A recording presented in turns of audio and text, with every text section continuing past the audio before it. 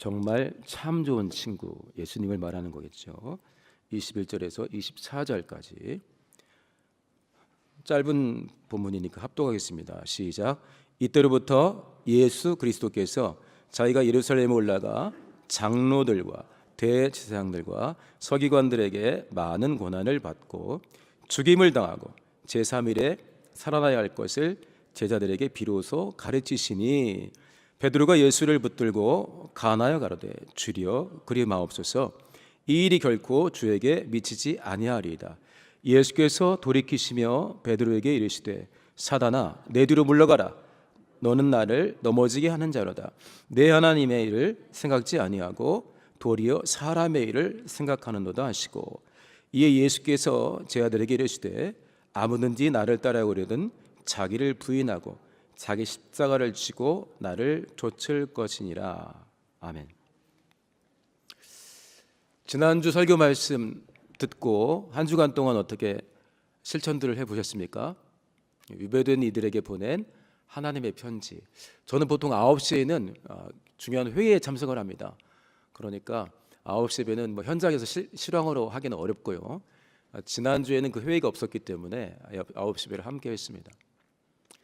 명절을 앞두고 있었고 저에게도 주신 말씀이기 때문에 포로로 끌려간 사람들에게 주시는 70년이라는 시간을 기다려야 되는 사람들에게 주신 편지, 그 편지에 나온 일부 내용이지 않습니까? 내게 나와 기도하면 내가 너희를 들을 것이다. 전심으로 나를 찾고 찾으면 어떻게 하신다 했죠? 만날 것이다. 너희가 현재 많은 어려움을 겪고 있는데 너희를 향한 나의 생각은 안 하니 재앙이 아니라 뭐라고 그랬죠? 평안이요. 너희 장래에 뭘 주려고 했죠? 소망을 주려 함이라. 제가 이제 명절 기간에 이제 명절이 시작되기 전에 몇 가지 이제 굉장히 이건 좀 기도를 해야겠다 싶은 게 생겼습니다. 그래서 말씀을 순종도 해야 되겠고 그래서 전심으로 기도했습니다. 몇 가지를 놓고 참 감사한 거는 전심으로 간절히 기도할 때 하나님이 도와주시겠지가 아니라 아까 우리 대표기도자가 사사기 이야기를 했습니다. 우리의 끝날이 사사기가 돼서는 안 됩니다. 이분이 열심히 있었는데 언젠가부터 좀 헷갈리시더니 결국은 자기 소견의 어른대로 사셨다. 안타깝다. 그러나 젊은 날 열심을 냈으니 하나님이 기억하지 않으실까? 이거는 조금 약간 확신은 들기 어렵죠. 그러나 우리가 자기 소견의 옳은 대로 사는 것이 아니라 하나님이 보시기에 옳은 대로 살려면 어떻게 해야 됩니까? 전심을 해야 됩니다. 할렐루야. 특세 때도 전심 전력, 하나님이 원하시는 길에서 전심 전력, 해도 되고 안 해도 되고 힘을 써도 되고 안 써도 되고 마음을 다해서 힘을 다해서, 인격이 부족하지만 현재 네 인격 수준에서 성품을 다해서 왔다 갔다 하지 말고, 그럴 때 우리가 하나님과의 관계가 깊어지는 것입니다. 그래서 몇 가지 기도 제목을 하나님이 주셨기 때문에 간절히 기도했습니다. 전심으로 기도했습니다. 너무 감사하게 저에게 귀한 응답이 있었고 감사했습니다.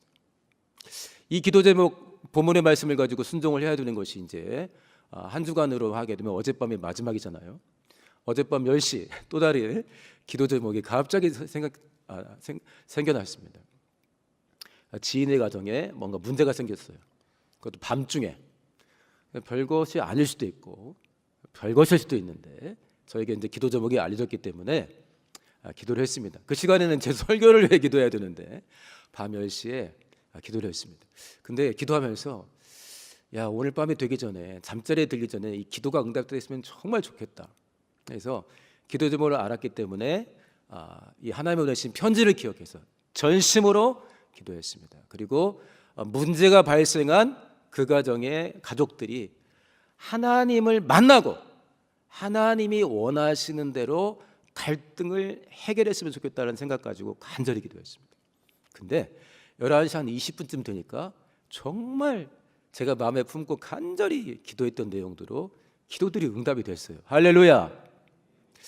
한 주간에 살면서 우리는 예배로 모여서 하나님께 나왔고 신령과 진정으로 예배하고자 원치 않습니까? 예배가 무엇입니까?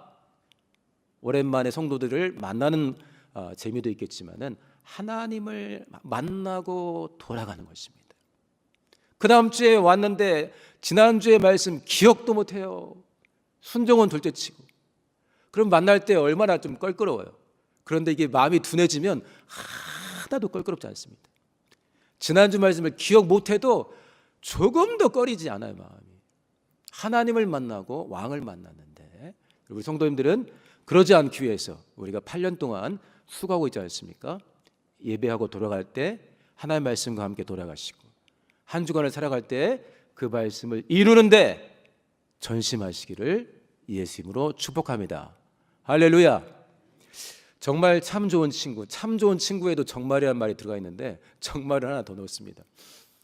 3주 전쯤에 지인이 전화를 했는데 제 대학 동창 중에 한 사람이 제 전화번호를 알려달라고 한다고 그래요. 그래서 알려주지 그랬냐니까, 개인정보인데 어떻게 마음대로 알려주냐 그래요.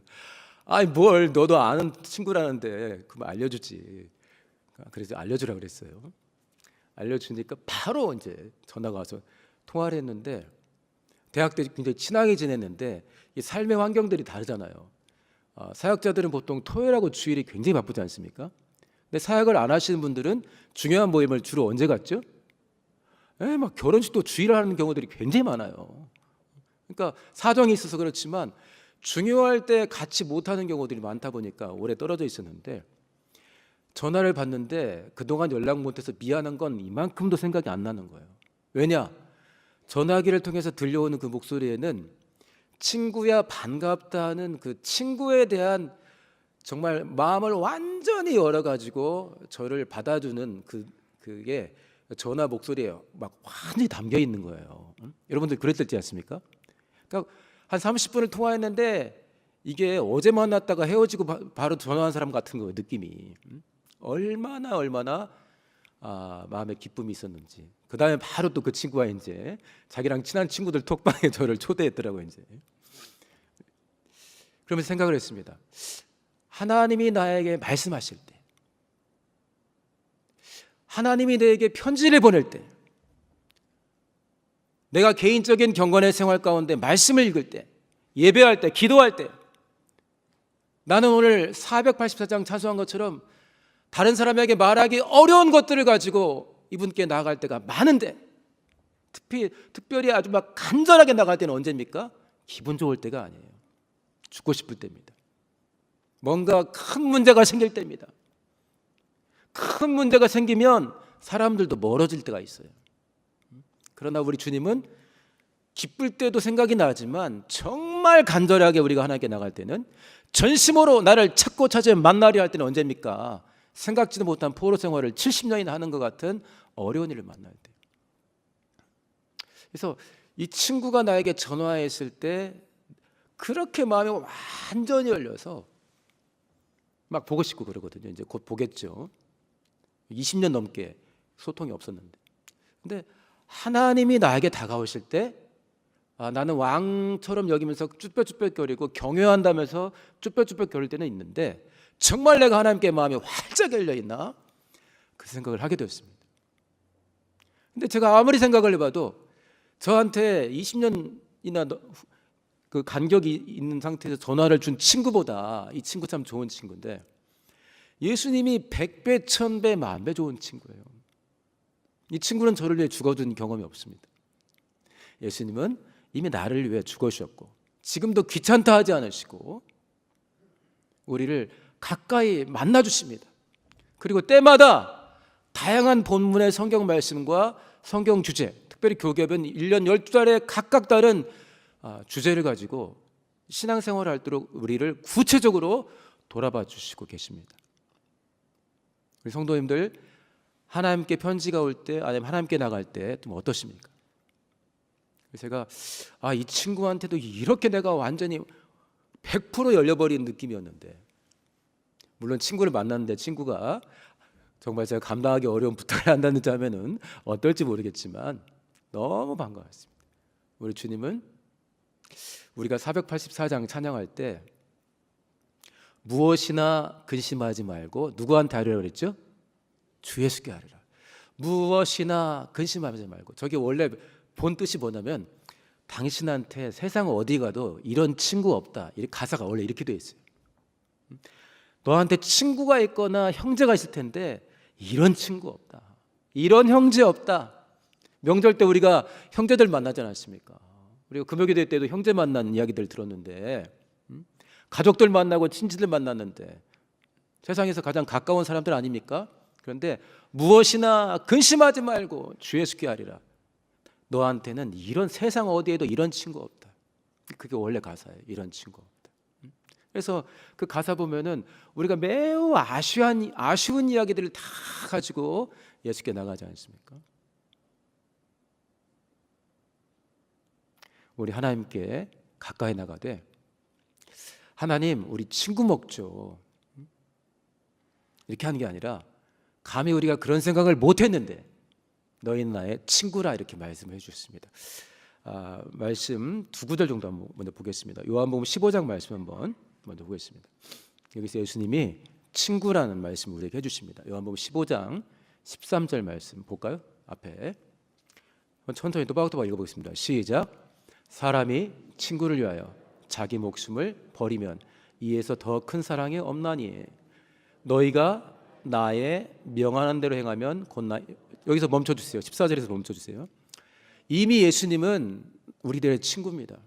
그리고 저분은 죽기로 작정할 정도로 우리 사랑하신 친구인데 뭐라 했죠? 너희가 나의 명한 대로 행하면. 그 명령이 뭐였죠? 세 계명이었습니다.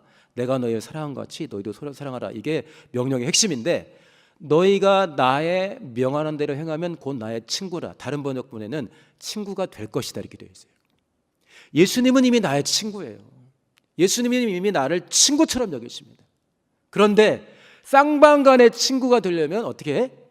내가 예수님의 계명을 귀담아 듣고 그 계명을 순종하고 실천해 나가는 과정에서 누가 하나님과 관계가 깊어집니까? 오늘 받은 말씀을 가지고 한 주간 동안 기도하며, 개인적인 경건의 시간에 받은 말씀도 중요하지만 공동체로 모였을 때 주시는 말씀을 귀히 여겨서 순종해 나갈 때 하나님과 관계가 멀어질 수가 없습니다.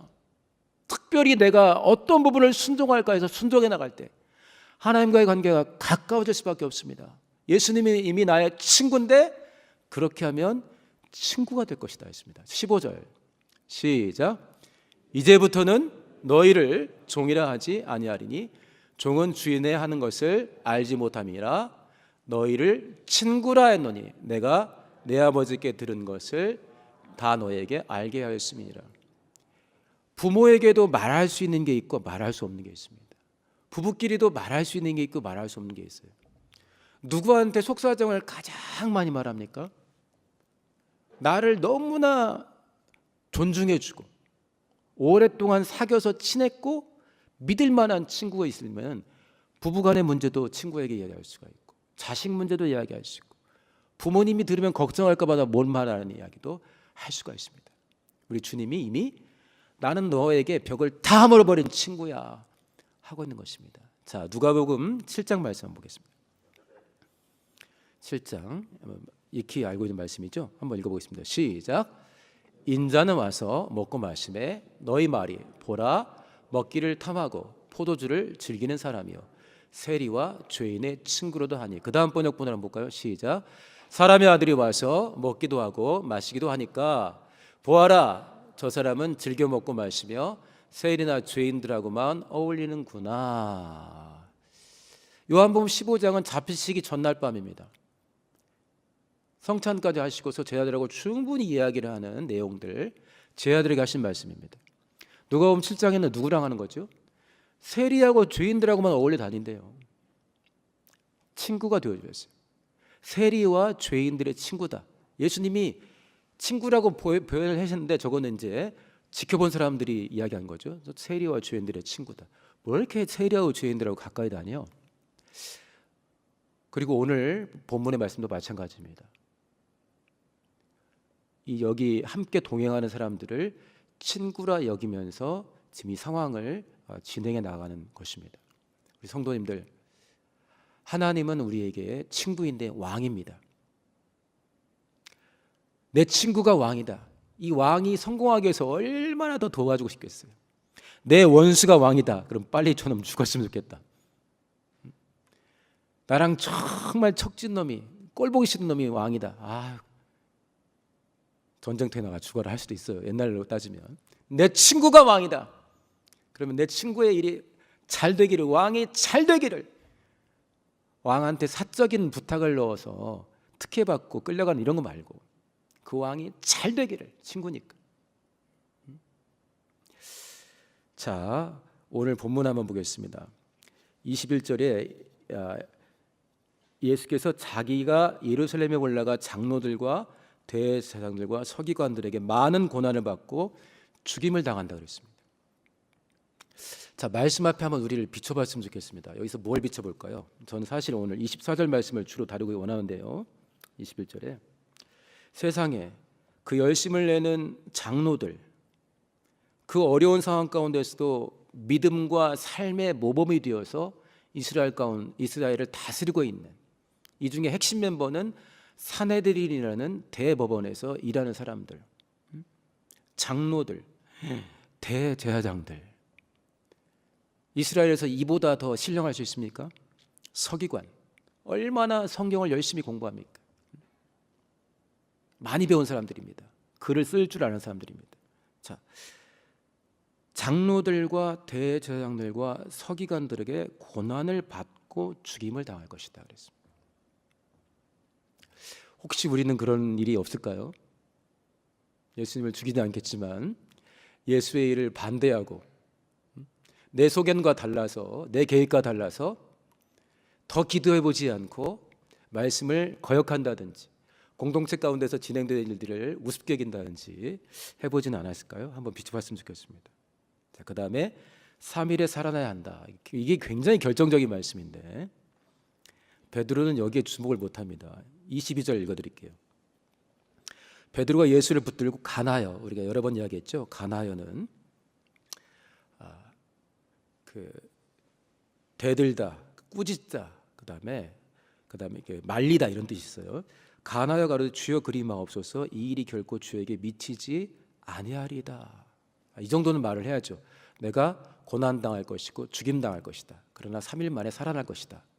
근데 여기서 이제 마가복음 9장에도 이제 다시 한번 이 말씀을 가르치기 위해서 예수님이 따로 시간을 냈는데 예수님이 죽는다는 말씀 때문에 두려워가지고 묻지도 못해요. 그러니까 예수의 죽음이 굉장히 큰 거죠. 그러나 동시에 죽음과 함께 부활을 이야기하는데 자기들이 생각하는 것과 덫에 매여 있는 상황이기 때문에 다시 살아나리라는 것에 대해서는 지금 생각은 못 하고 있어요. 죽는다는 것에 굉장히 집중해 있거든요. 그래서 안 됩니다, 안 됩니다 하는 거죠. 자, 23절 너무나 잘 아는 말씀이죠. 예수께서 돌이키시면서 베드로에게 이르시되 누구야 내 뒤로 물러가라 했습니까? 친구야 내 뒤로 물러가라 하지 않고 사단아 내 뒤로 물러가라. 너는 나를 든든히 세워준 자가 넘어지게 하는 자로다. 그러면서 이유를 뭐라 했죠? 내가 하나님의 일을 생각지 아니하고 도리어 사람의 일을 생각한다. 어떤 유명한 목사님이 간증을 하시는데 사역을 잘하려고 열심을 냈는데 그때는 성도들이 마음을 안 열더래요. 실수도 안 하고 싶고 설교도 엄청 잘하고 싶어서 막 하는데 그때는 성도들하고 관계가 좀 애매했대요. 근데 본인의 모습을 다 드러내고 실수한 이야기, 그다음에 하나님께 깨진 이야기 하니까 성도들이 그렇게 좋아하더라는 거예요. 그래서 그분이 하신 말씀이 기억나요. 담임 목사는 잘할 필요 없어요. 성도들에게 실수한 거 다 말하면서 내가 얼마나 부족한 사람인가를 말하면 성도들이 도와준다는 거예요.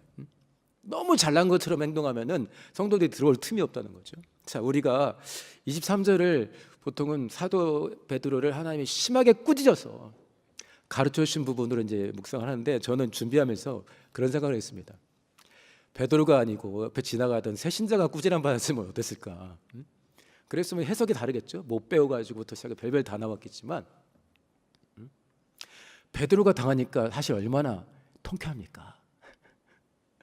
베드로는 수제자인데 베드로가 지금 예수님께 당하고 있어요. 이게 너무나 은혜로운,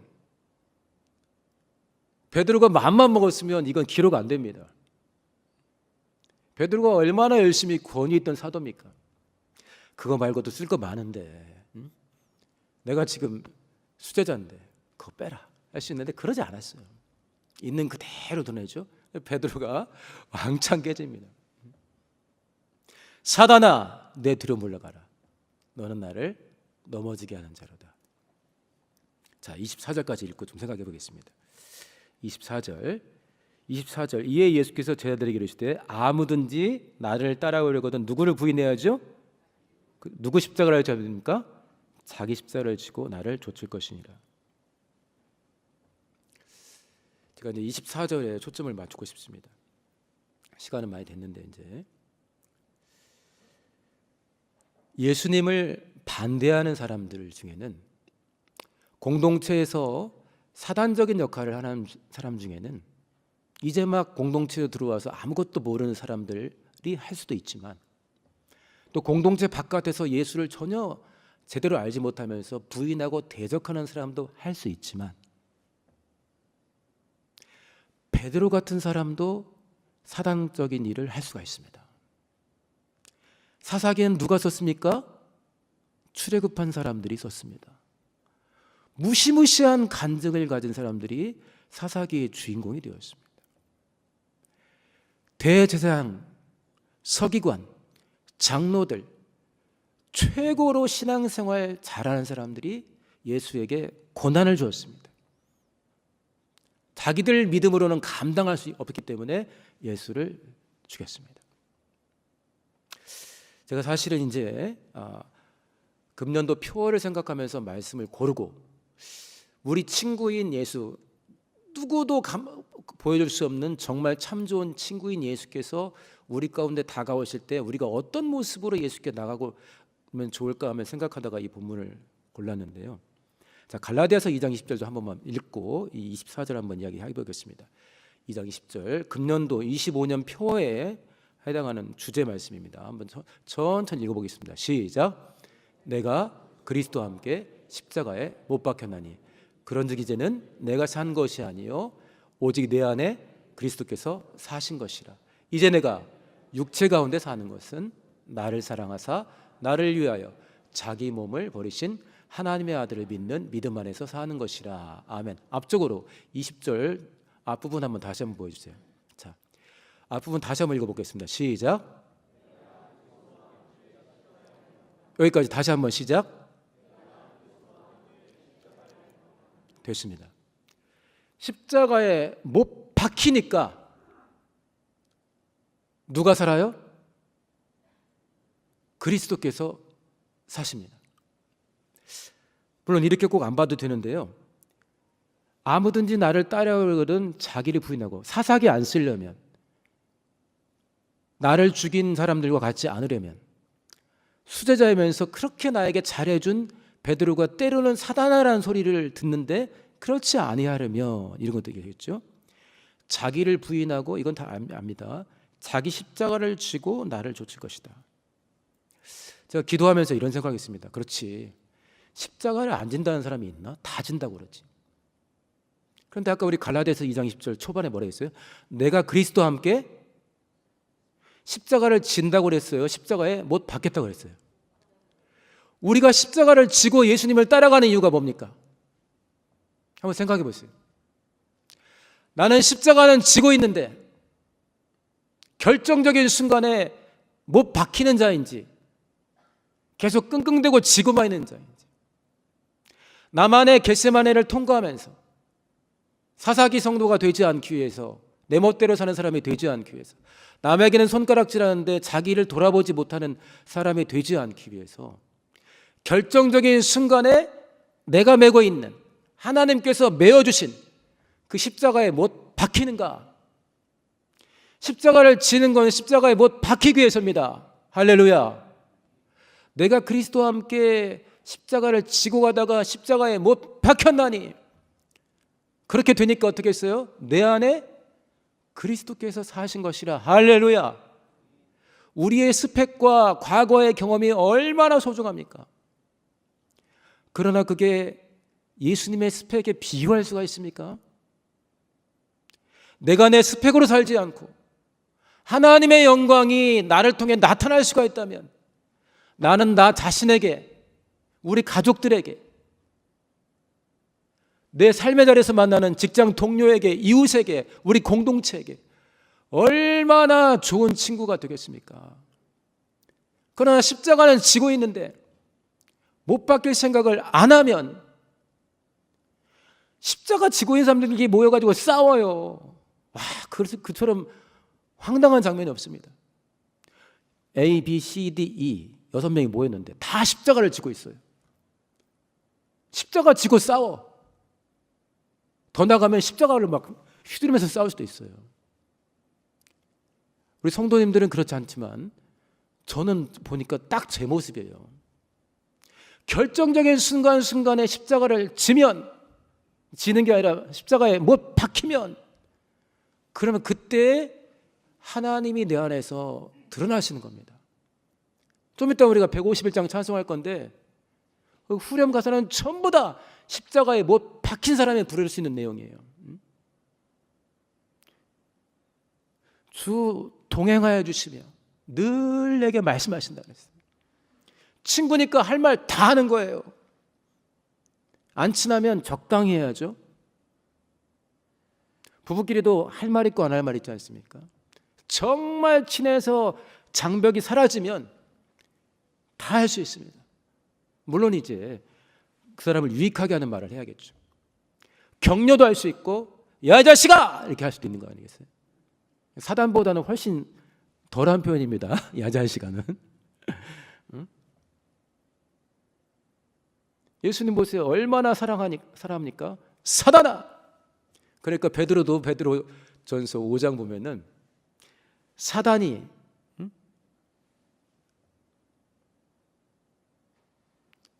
삼킬 자를 찾는 것처럼 두루다니며 삼킬 자를 찾으란다. 그럼 어떻게 해야 되죠? 그런 사람이 한둘이 아니니까. 주로 고난당할 때 삼킬 자를 찾는다고 베드로는 그랬어요. 왜? 내 마음대로 내 계획대로 안 될 때 하나님께 탓하기도 하고 시험도 드는데 그때가 먹잇감이 된다는 거예요. 믿음을 굳게 해서 저를 대적하라. 십자가를 지고만 다니시겠습니까? 결정적인 순간에 십자가에 못 박히시겠습니까?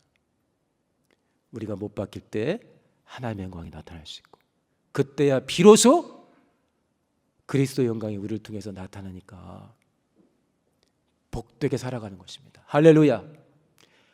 말씀 앞에 나를 비춰보는 날. 두 가지만. 나는 십자가를 진 상태에서 못 박혀본 적이 있는가? 한번 돌아보시고. 또 하나, 꼭 그럴 필요는 없습니다. 3월이면 개역 8주년이고 지금이 9년 차입니다. 지금까지 예배에 오시면서 함께 하시는 분들은 교회를 든든하게 세우려는 분들이 많습니다. 특히나 여기 교회학 교사들도 많이 계시죠. 한 번씩은 예수님께 사단아라는 소리 하면 들으세요. 꼭 들을 필요는 없지만 제 이야기는 뭐냐면 내 안에 사단적인 것을 좀 보여달라고. 우리처럼 교계에서 뭔가 중요한 직분을 맡고 있는 사람이 그 이야기를 아주 막 소름 끼치게 한 번씩 들어야 돼요. 하나님께. 목사에게, 동료에게 말고 우리끼리 하면 큰일 나겠죠. 하나님께 반드시. 베드로에게 하신 하나님께서 베드로가 많은 베드로전서를 받는 편지를 받는 사람들에게 우는 사자처럼 두루다니며 삼킬 자를 찾는다. 사단이, 마귀가. 한두 사람이 사단에게 당하는 게 아니다 했잖아요. 정신 차리라고. 정말 참 좋은 친구인 우리 주님의 나를 너무나 사랑하기 때문에 주시는 음성. 사단아, 지금 너는 나를 넘어지게 하고 있다.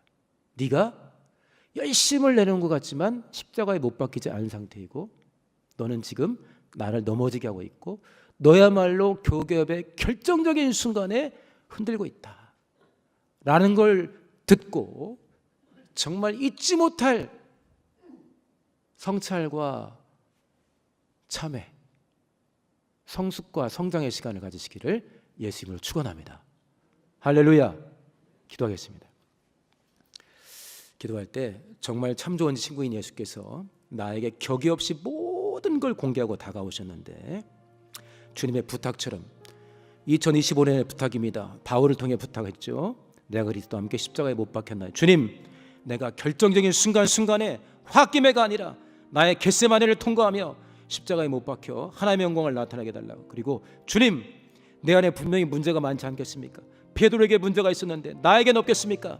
나에게 올해가 가기 전에 분명하게 내 안에 사단적인 것들을 드러내 주시고 내가 정말 눈물 콧물 쏟으면서 돌이키며 진짜 예수의 사람이 되게 해달라고 우리 주여 한번 하시고 동서로 기도합니다. 주여,